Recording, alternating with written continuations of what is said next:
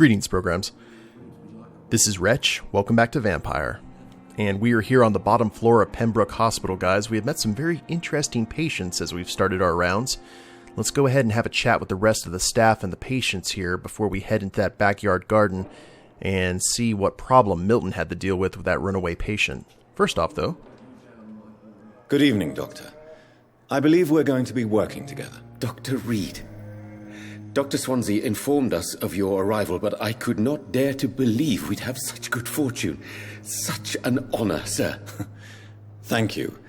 And you are? I am THOREAU Strickland, Dr. THOREAU Strickland. I'm a great admirer of your work, Dr. Reid. You have some really bloodshot eyes.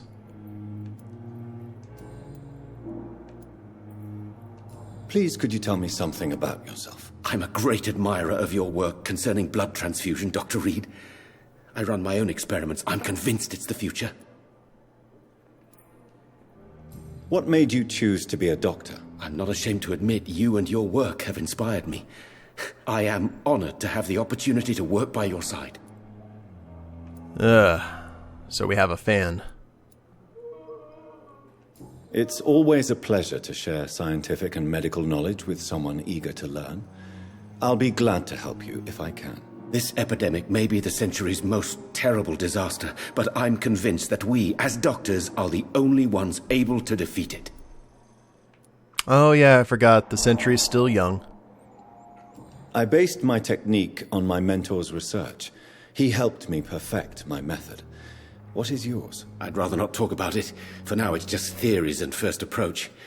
My process is purely experimental and unsuccessful. As long as you're cautious and methodical, you may remain empty-handed, but you won't fail. You're not the first one to warn me, but I am convinced knowledge is the main weapon against the ravages of this epidemic. What can you tell me about the Pembroke? Well, it has always been an honor to work with Dr. Swansea. But with your arrival, I can't think of a better opportunity to learn about blood transfusion. Yeah, careful what you wish for. You seem quite optimistic. It's a rare and precious attitude in these difficult times. I'm convinced that this epidemic is a test of endurance and dedication for us men of science. Questions remain about our capacity to resolve the situation. True. Last summer, during the first wave of the epidemic, I used to joke with Milton about the extra work. We're not smiling now. Do you need help with anything in particular? Well, yes, maybe. I'm waiting for a batch of products I ordered for my personal research, yet my supplier seems to have vanished. Do you want me to play the errand boy for you? Oh no, Dr. Reid. But if you went personally to his shop, what with your reputation and all, he wouldn't dare to refuse the products I need. I see. Well, give me the address, for I may pass by if I have time. New investigation. Neat. Do all the things.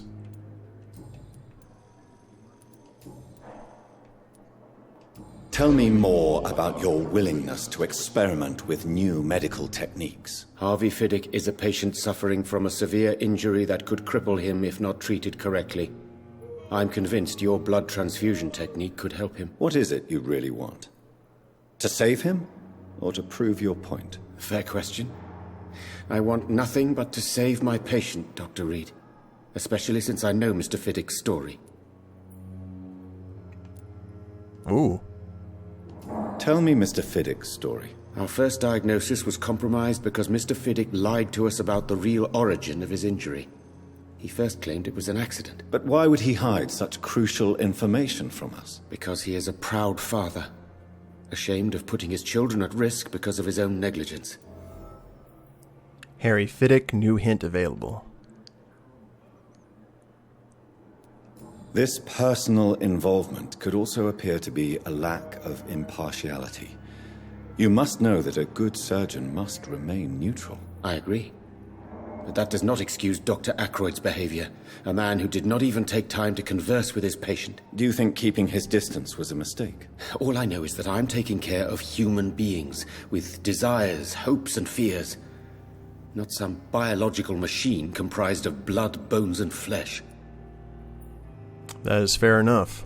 Do you need my medical attention, dear colleague? You don't have to worry about me, Dr. Reid. I am here to assist you, not to be a burden. Well, I think we're good so far. Another good doctor. Goodbye, Dr. Strickland. Hopefully. So, we've got some patients in here I know of. Oh, and another nurse. The words to calm the children, Ellen. Hello, nurse. What can I do for you, Doctor? What a blundering idiot. Oh, that's Dorothy. Okay. Thank you, Nurse Crane. Never mind. Good evening, sir. Doctor. And we have got something going on here. Good evening, madam. Can I help you? It's my son who needs you, sir. I'm Dr. Jonathan Reid. How can I help your son? I'm Beatrice Goswick, mother of Mortimer Goswick. Time with me. Could you check on him, please, Dr. Reid? I've heard much of your talents as a physician. Do you require medical attention as well, Mrs. Goswick? I have other concerns right now, Doctor. But I'm fine, thank you. Wow, hints required just for life in London.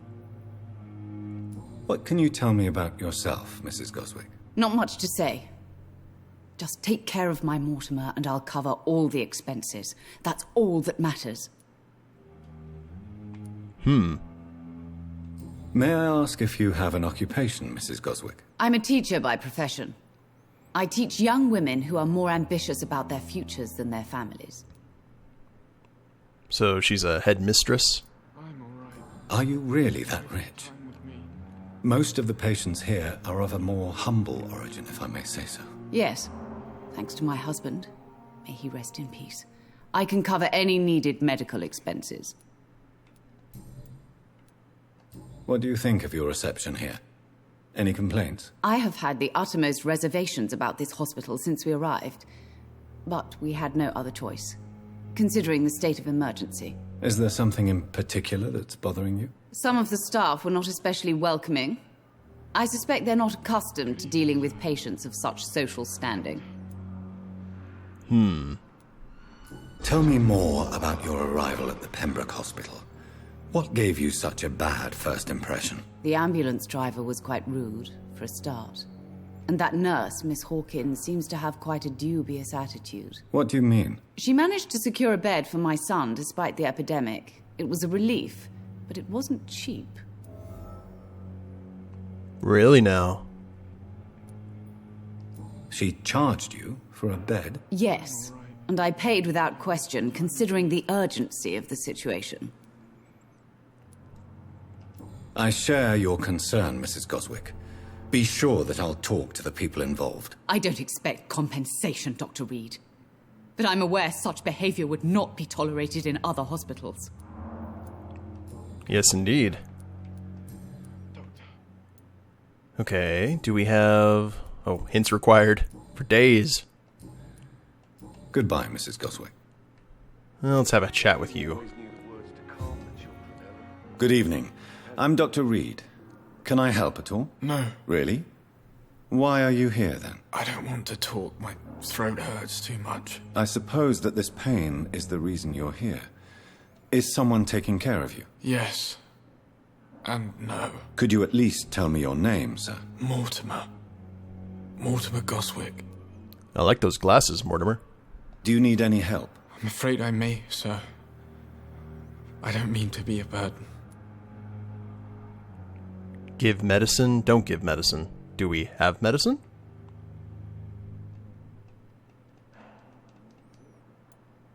Oh, we don't have any medicine to give. I will see you later. How painful is your throat, Mr. Goswick? So painful I'd rather not talk at all, Doctor. Okay. Why did your mother have you hospitalized here? She seems convinced this is a bad hospital. My mother just wants the best for me. She won't rest while I'm here. She'd go all the way to hell and back to help me. Well, believe it or not, Pembroke Hospital may look unorthodox, But rest assured, you're in good hands here. It's not me you have to convince, Dr. Reid. It's my mother. Is your mother bothering you? As your doctor, I can ask her to leave you alone if you would prefer. That's tempting, Doctor. But you have no idea what my mother is capable of. She would tie herself to my bed if you asked her to leave.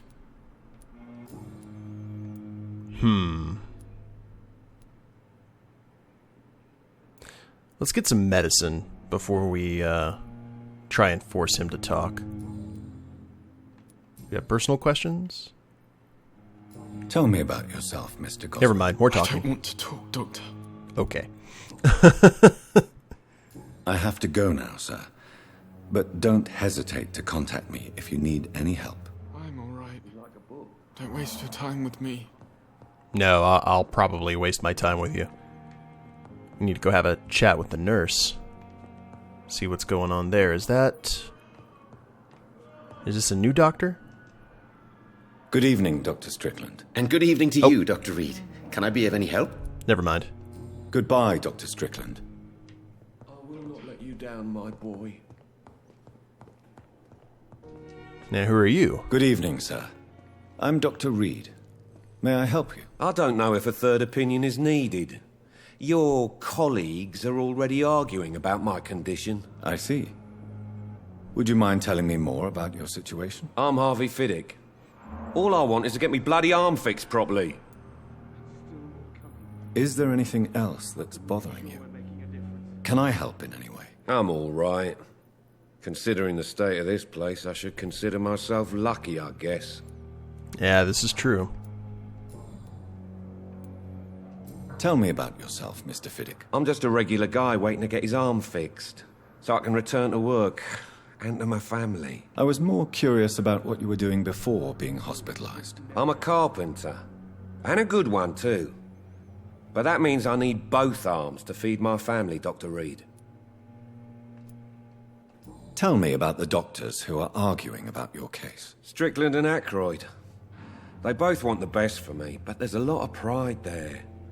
Doctors are no different from carpenters, it seems. What do you mean? I often had professional arguments with rivals on a building site. Difference is, I disagreed about wooden nails, not flesh and bones. Are you satisfied with your treatment here? Well, it's clear that I've chosen a bad time to be injured. Forgive my bluntness, but you seem overwhelmed by cases of the flu. I won't lie to you about it. I'm afraid we are. Are you sure you don't want to operate yourself, Dr. Reid? I have the feeling you're very capable, and your colleagues seem to think so too. In other circumstances, you would be right. But for now, I don't think I can take on the responsibility. My apologies. Yeah, we don't know if we'll, start feeding on you near the operating table. That would be, awkward.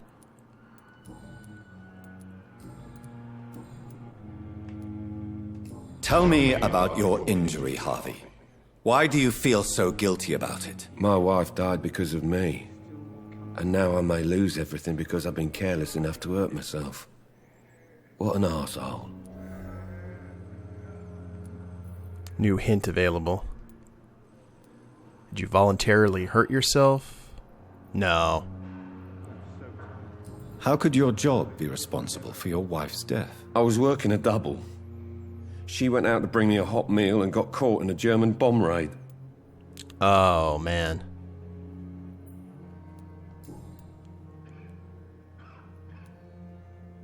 Tell me more about the death of your wife, Harvey. 1915. I was in the army, building workshops for the Royal Flying Corps. Helen was happy I wasn't sent to the front. What happened? The Germans sent Zeppelins to bomb the construction site, but they missed their target.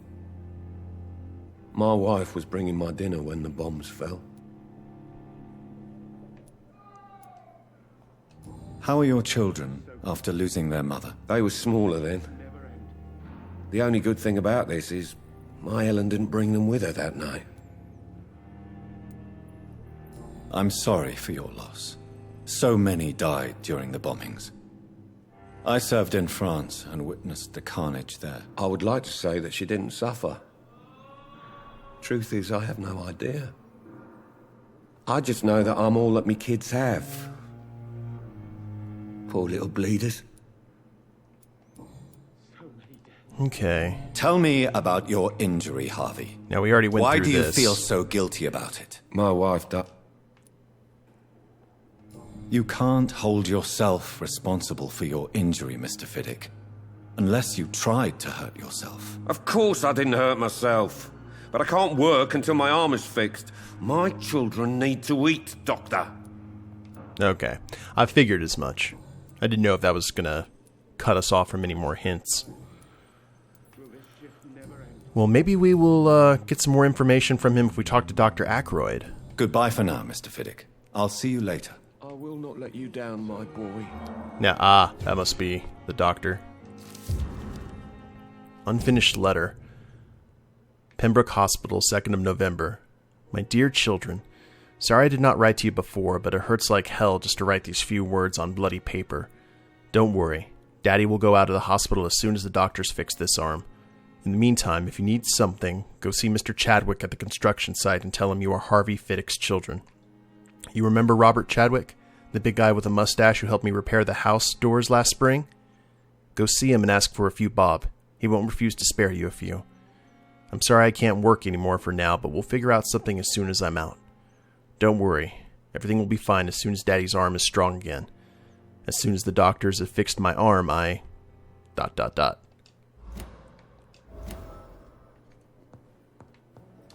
got another hint. Good evening, Mr. FIDOICK. Good evening, Dr. Reid. Any news about my operation? You seem worried about the safety of your family.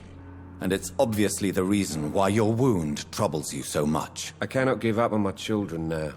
They both need me living. What about their mother, if I may ask? She died in 1915 during one of the first Zeppelin raids. We never found her body. Okay, well, that was that then.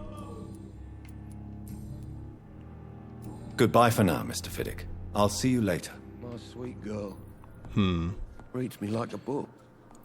Now, I never could keep anything from her. Will this shift never end? more glass vials. Now we need to find the elusive Dr. ACKROYD. Or we can check the... Wait, there's a doctor.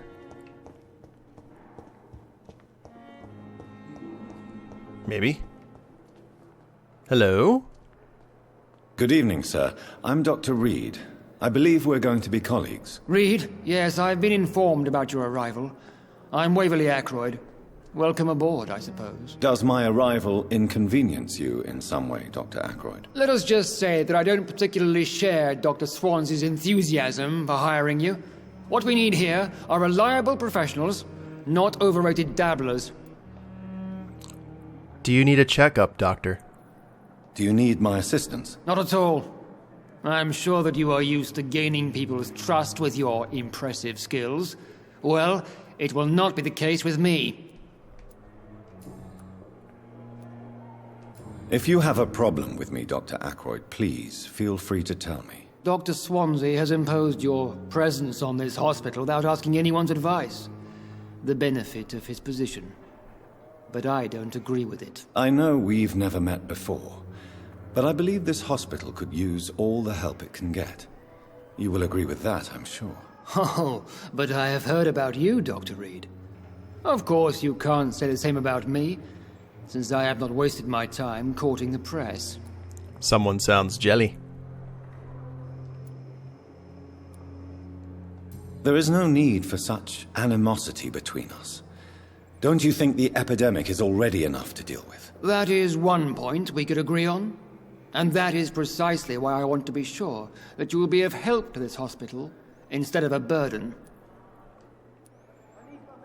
Since your tenure in this hospital is longer than mine, perhaps you can tell me more about this place. Let's just say I'm tired of the carelessness around me. I have always respected the skills of Dr. Swansey, but over time his enthusiasm has become displaced. Carelessness? Exactly what are you talking about? We're here to save lives. The people who trust us are not volunteering for experimentation. They're here to be healed. I don't intend to run any radical experiments, Doctor. Even if I, as any good practitioner should, express an interest in pushing the boundaries of medical research. Modern medical methods were created through audacity and ego. But there are rules in our line of work, and they're here to protect our patients. So he's very by-the-book, old school. Tell me, Waverley, what do you think of Dr. Strickland's enthusiasm for his experimental research? Strickland is playing with his patients' lives for pride and glory. Now that, sir, is unethical. Are you thinking about something in particular? Harvey FIDOICK needs delicate surgery. I believe we should stick to the usual procedure, but my young colleague obviously disagrees. Why do you wish to lead this surgery? I strongly believe that Mr. FIDOICK should not be butchered to test an unproven procedure. Huh.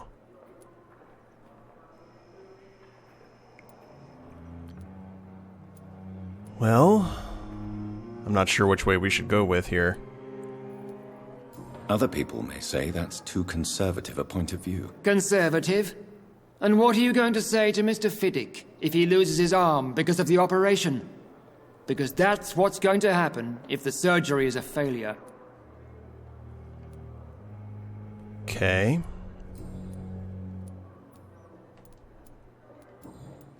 I don't really want to prove my value as a practitioner. Bad memories of your military service. Ooh. Tell me, Waverley. Strickland. Are you Harvey. And are you not afraid that your rivalry with Strickland may be blinding you? Rivalry? I guess you could call it that. But I will never be childish enough to let my personal feelings affect my judgment. He seems like a bit of an old school kind of, what's the word? Stick in the mud. But maybe his heart's in the right place. We can always find out later. Literally and figuratively.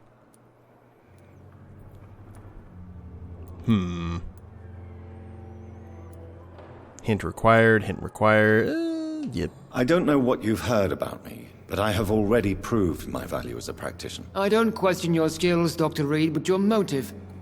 Is it money, fame, or are you truly dedicated? And what exactly is that supposed to mean? I served in the war just like you. But unlike you, I did not use the wounded to play the modern sorcerer. Be careful what you insinuate, Dr. Ackroyd. I only want you to admit you used those men to improve your theories. Whoa.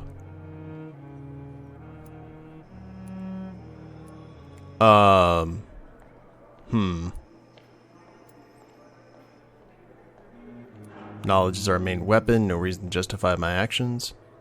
This is ridiculous. My blood transfusion technique saved many lives, and you know it. You see? That is exactly what I hate about people like you. You avoid this kind of accusation instead of facing reality.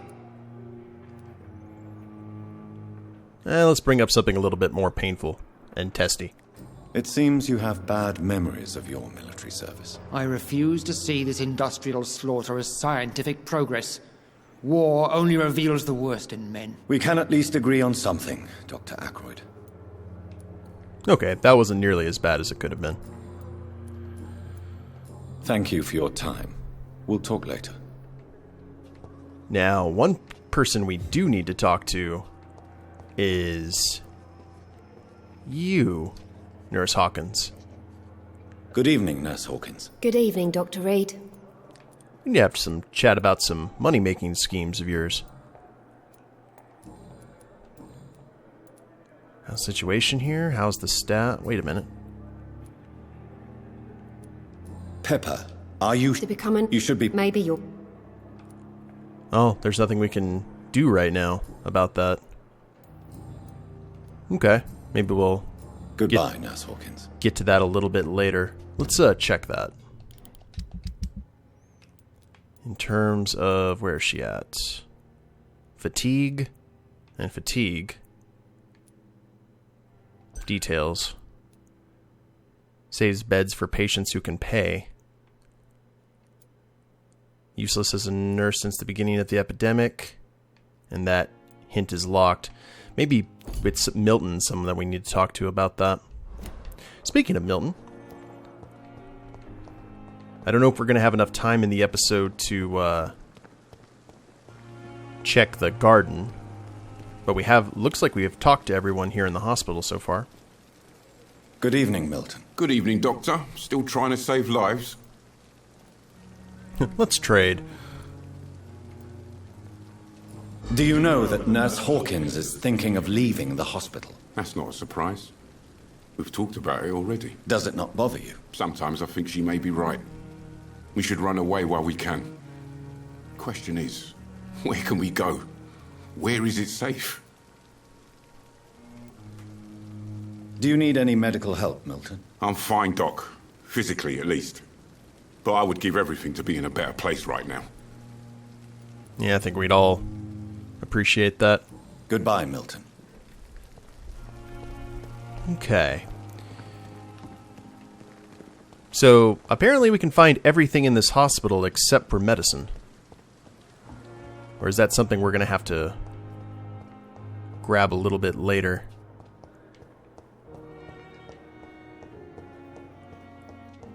So we got 2 feuding doctors. We've got... Thelma Howcroft said she was being watched by vampire hunters. Where are they hiding? I should investigate. Oh yeah, forgot about that. Oh! Found another one. Good evening. I'm Dr. Reid. Always a pleasure to meet a colleague, sir. Especially when he was supposedly dead. A colleague? Are you a doctor too? Not anymore, sir. I used to be Dr. RAKESH CHADANA. Now, I'm just Mr. CHADANA, pawnbroker and humble guardian of this morgue. What do you mean, you used to be a doctor? Was your license revoked? No, sir.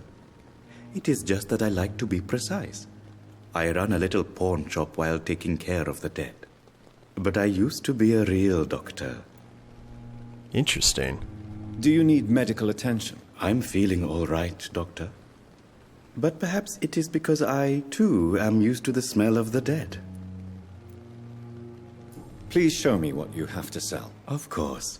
It's just trinkets and curios, really. But I'm sure they can be useful.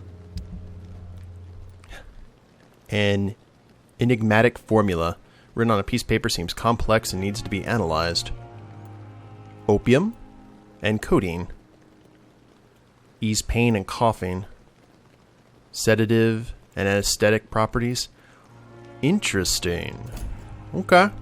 Well, we will get to that here in a sec. Let's go ahead. Good evening, Dr. Reid. Such a pleasure to see you again.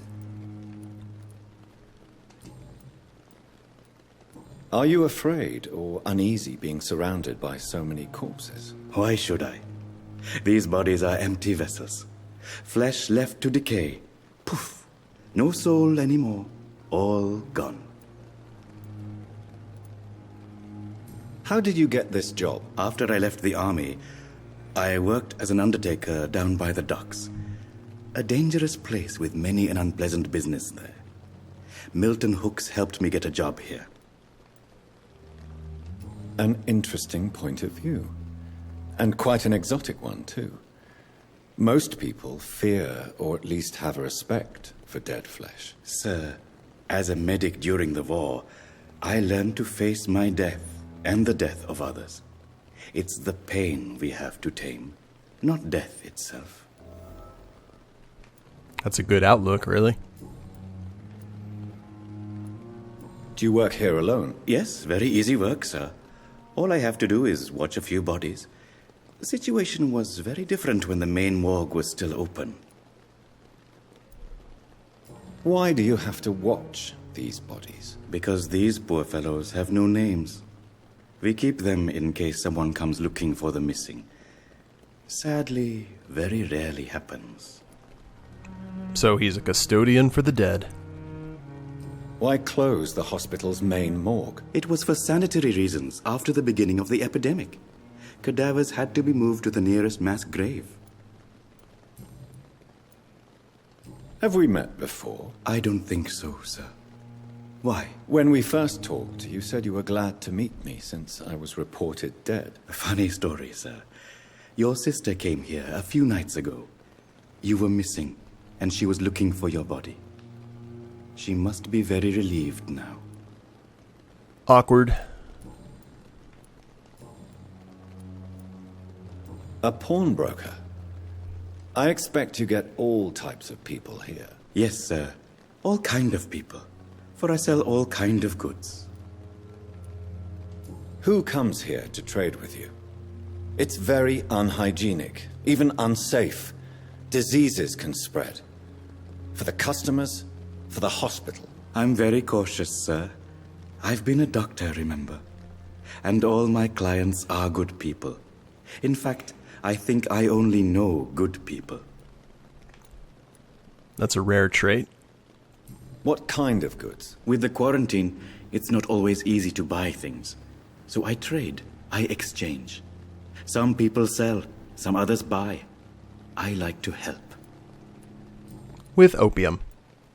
Since you're not afraid of dying, do you believe in life after death, Rakesh? No. I believe we must do all the good we can while alive. For our time is short, and the obstacles are endless. Do you think you would enjoy immortality as a concept? I don't think so. Don't mistake me. I love life, and I'd like to live a long life. But everything has to decay, sir. Even goodwill. Do you really believe goodwill cannot last? As I said, sir, everything decays. If I was to never die, goodness, I would be bored or worse.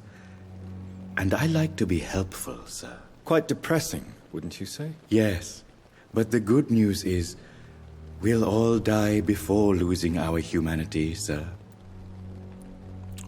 Uh-huh. So you're ready to die?